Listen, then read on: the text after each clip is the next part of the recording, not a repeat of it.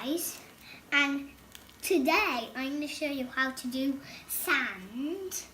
And first you take the bottle and then the funnel, and put the funnel in there and take a colour that you want to do at your favourite colour, and my favourite colour is blue, and then pour it in the spoon and pour it in the funnel.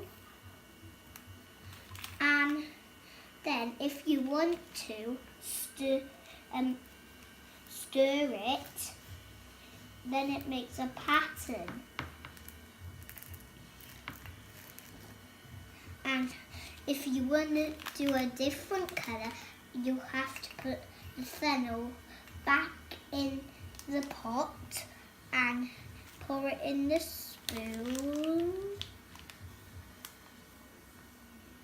and pour it in the funnel and watch it go down.